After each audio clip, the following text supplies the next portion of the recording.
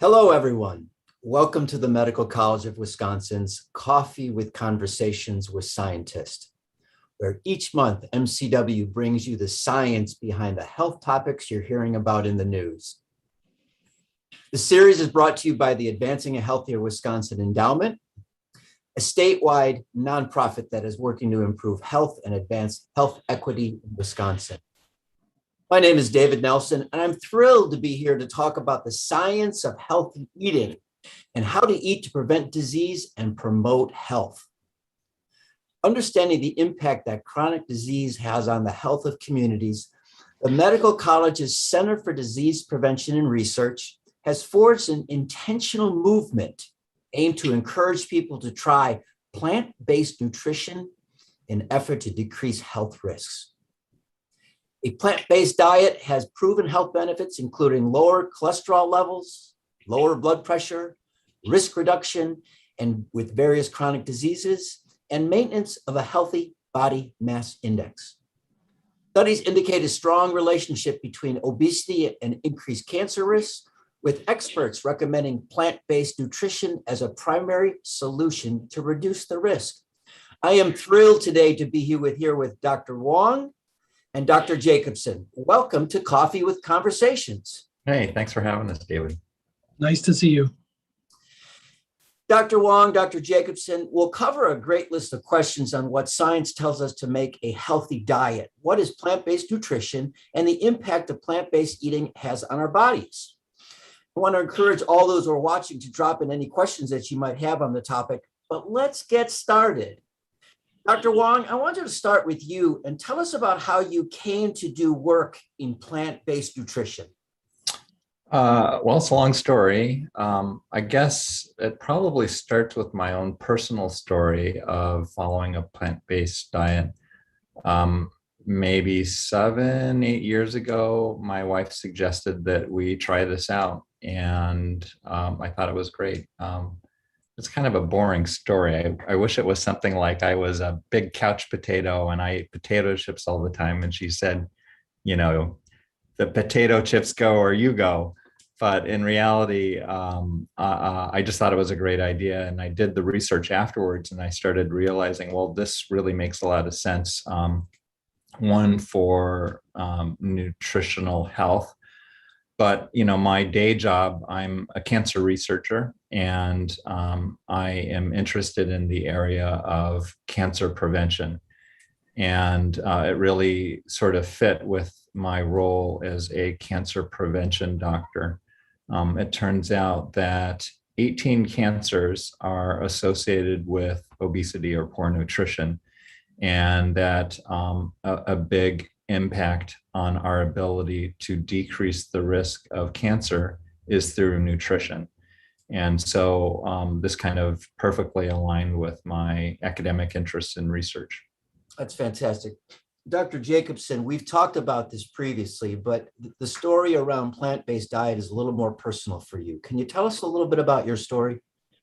It sure is a little more personal. So a few years ago, my father, who's a retired physician dealing with his own diabetes for many years, and doing okay by conventional means, but just, he's on medication, didn't really tolerate it very well, wasn't getting the world's greatest results. And he injured his shoulder, went to rehab for that. And his physical therapist said, there's a better way to control your diabetes, and that is to eat a whole food plant-based diet.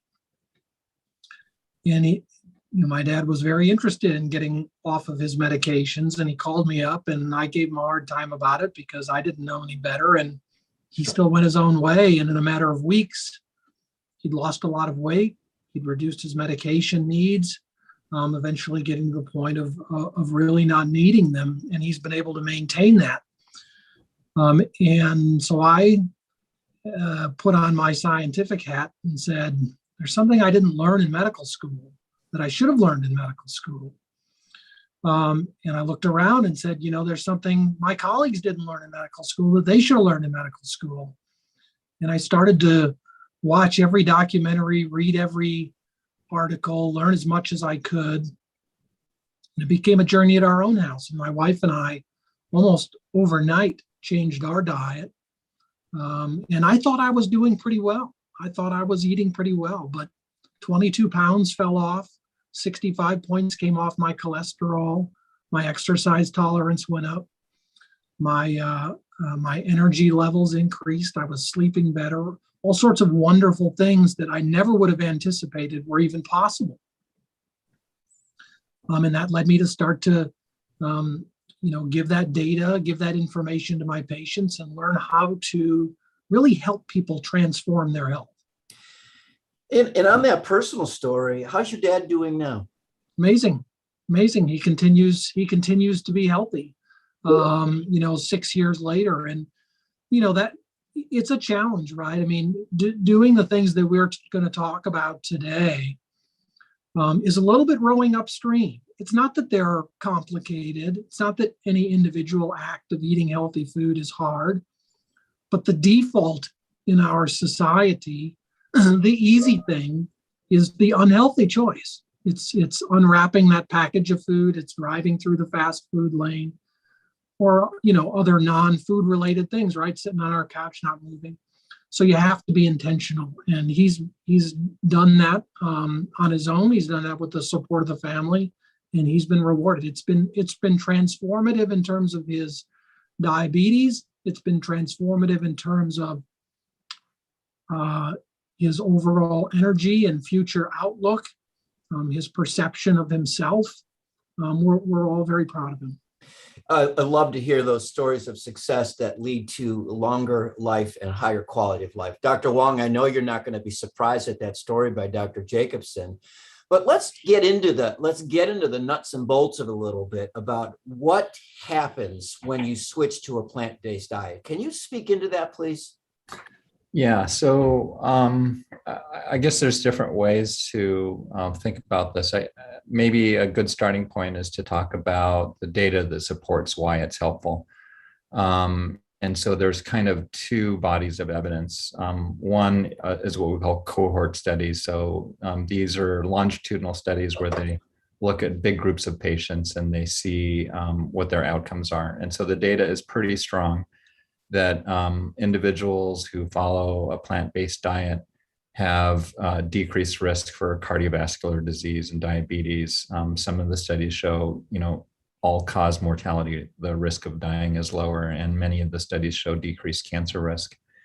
And that's pretty consistent. I had a recent conversation with a colleague who is an expert clinician and a expert scientist, and his feeling is that plant-based nutrition works, but only for a small segment of the population. And if you look at the literature, that I think is a reasonable conclusion. Mm-hmm. But that is only because the other body of evidence that we have, which are randomized control trials, where you actually get a group of patients and then you intervene and you teach them a new diet and then you follow them. Those are much smaller and harder trials to do, and that there's less evidence that that strategy can be used in a wide scale fashion. Now, having said that, in fact, most of those studies are positive, but they're difficult studies to do because usually they're just for a short period of time.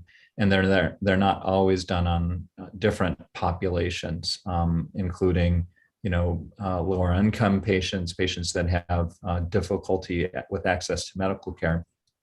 But the research is coming around, and that there's more and more evidence to suggest that this is a strategy that can work for not just limited segments of the population, but large segments of the population.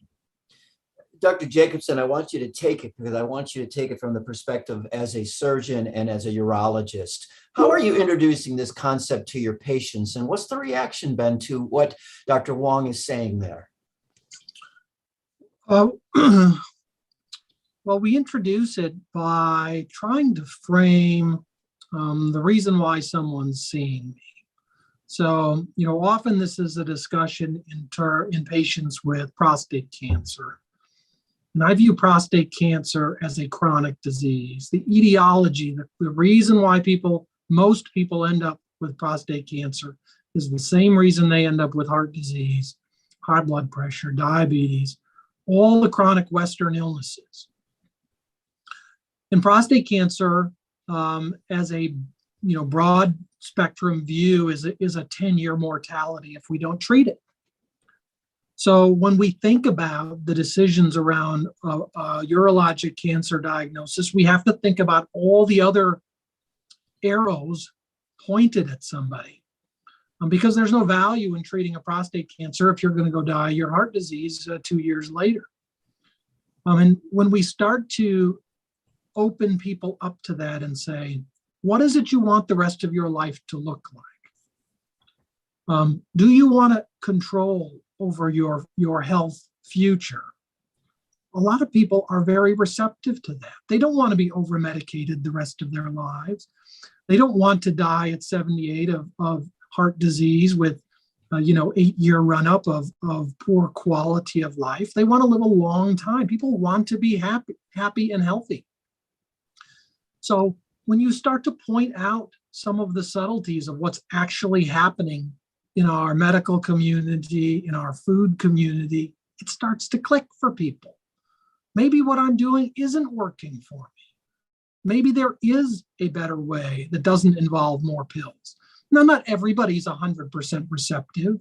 We're talking about cultural norms that need to be changed.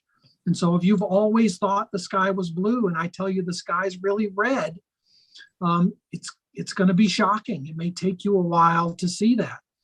But, there's different ways to make change. There's different ways to approach it. But the results that I see in my patients are the same as the ones I see in my dad. It's very dose dependent. The more you do, the better you do. But these transformations of health, the empowerment of doing something for yourself, it's remarkable. Yeah, just on the empowerment piece, people look at their insurance deductibles, and if you think about, well, what can I do about that? Yeah. It drives the point home. It would be great to be able to not have to dip into your deductible, and if you can take control by living a healthier lifestyle and eating better, well, that's great. And I think people are starting to realize that.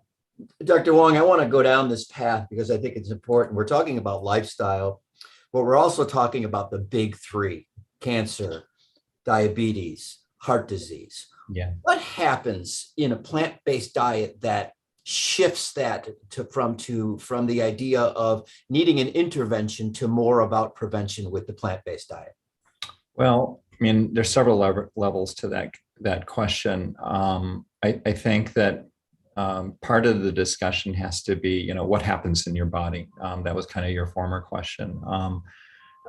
I think that this is the most fascinating issue. So when you follow a plant-based diet, there's evidence that there are changes in macronutrients, so fatty acids and sugars. You take in micronutrients, then those are vitamins and phytochemicals, and there's evidence that those are the things that can provide benefit. By following a plant-based diet, you increase fiber intake, and that there's evidence that you increase carbohydrate fermentation and you decrease protein fermentation, and that this leads to improved appetite control and changes in lipid control that can improve outcomes. And there's also evidence that a plant-based diet can improve anti-inflammatory mechanisms in your body, improve immune function, and that there's now data showing, what exactly those specific metabolomic pathways are. And so there's growing evidence that, these specific effects on your body have distinct mechanisms. Dr. Jacobson, we've talked about this. And so I want you to talk about the process that you walk people through, because I think some people might be thinking, well, suddenly I have to give up my chicken or my fish, or frankly, I got to give up my cheeseburger. And how do you start people off on that journey, which we know this is not something that we need to do overnight, but you can do over a long course? I think so. I usually propose two pathways, and I frame it in the form of a prescription. So, first we have to figure out someone's why, right? Why will I change what I'm doing? Is it that I'm not feeling good? I'm on too much medication. My cholesterol's too high. I want to see my grandkids down the aisle. And then I propose two pathways. And one pathway is get yourself informed, figure out what you would eat, what qualifies as a whole foods plant-based diet. Get an assessment of how I could get that food on my plate. Who's doing my shopping? Who's preparing my food? What am I capable of? And take about a week to do that. So pathway one is at the end of that week, you're going to go all in, best of your ability for 1 month. You're going to go shopping to have the right foods available, and you're going to move the junk away. Lock it up, freeze it, give it away, put it in the garbage, whatever you have to do so that the temptation is not there and you cannot possibly fail. No ice cream in the back of the fridge at 9 o'clock at night. Now there's a process. You're going to change. Your taste buds are going to change. Your palate's going to change. Your cravings are going to change. You're going to poop more than you ever did in your entire life because you never ate so much fiber. But you're going to get over that learning curve very quickly. And you're going to drop weight. You're going to feel the difference between your old diet and your new diet very quickly. And I actually think, even though it may sound the most radical, that is the way to be most successful. Because fear is not a great long-term motivator. Feeling good is a great long-term motivator, but not fear. The other choice is to go the path that you said, and that is to go a little bit more slowly. Okay, well, I drink 4 sodas a day, and I have bacon and eggs for breakfast, and I drink 3 beers for dinner. You're probably not going to end up eating a lentil stew for dinner right away, right? But could you change breakfast? Could you have oatmeal for breakfast for the next week? Could you do a stir fry without chicken twice a week the following week in addition to breakfast? Can we move that needle somewhere in the right direction? Understanding that it's going to take longer to feel well if half your diet is still bad. But it's a progression. And I do write that as a prescription. I say, we're going to do it on a time-limited focus, right? We're going to do it for a week. We're going to do it for 2 weeks. Give me some feedback on how that's going. What do you need to take the next step? And both pathways lead to success. And if we can get the right support around people, if we can get the other people who eat at the table to help out, the power of food is tremendous. Dr. Wong, I hear it regularly from the people that I work with out in the community. It's too expensive. I can't eat organic, and it's just too expensive. That's twice, but cost is a big thing. What do you say to people about how much it might cost to have plant-based nutrition if they want to begin this journey? Well, actually, there's evidence to suggest that a plant-based diet is less expensive, and it doesn't have to be time-consuming either. So, I mean, what's happening right now is we're actually seeing inflation in meat prices, and that there's a lot of investigation as to why that is. But now more than ever, a regular, animal-based diet is definitely more expensive. And so, if you're facing cost constraints in your daily life, that's another reason I would suggest that following a plant-based diet is helpful. Just following up on some of the comments that that Ken made, I think that patients should have fun with the diet, explore different recipes and try different things and just have an open mind to it. And I feel like for me, changing my diet was, a challenge, and it was fun to do. And so I think that a barrier that people need to get over is the fear factor. one of the things I noticed, and maybe Ken, you noticed this as well, is having made that change, when you cut out the calories from animal products in your diet, you have all these other calories. That's why you lose the weight. And I'm never hungry. If you're eating a plant-based diet, you can fill your tummy up with things that fill you up without giving you a lot of extra calories. Dr. Jacobson, I want to ask you, what about when you're out with friends or out to a restaurant or social situations as we start to be in a post-pandemic world? What do you suggest to people how they should handle this if they make this switch? Look, this all comes down to planning, right? So anything is possible, no matter what, if you have a little bit of planning. So, the way we handle sort of going to the picnic situation, right? Maybe it's a potluck if that ever happens again. We bring something that I'm going to want to eat, and we'll make extra so people want to share. And almost invariably, it's the best dish anybody brings. We really try to show off, what the food can taste like. If you're going to a restaurant and you're going to a decent restaurant, you're not going to be successful at bar food. I mean, we just have to be honest about it. If we're eating for our health, Friday night fish fry is not going to be the place that we're going to find it. But if you're going to a decent restaurant, it's unbelievable the amount of choices that you can find a lot of places. But I've had times where I'm not sure. It's a restaurant I've never been to. So I pick up the phone in advance and I call up and I say, hey, look, I heard amazing things about your chef. But we're coming tonight. What do you have on the menu that you could modify or that you could make for us? These chefs want to show off what they're capable of. So they'll say, well, we can leave the butter off of this, or we can make you something from scratch.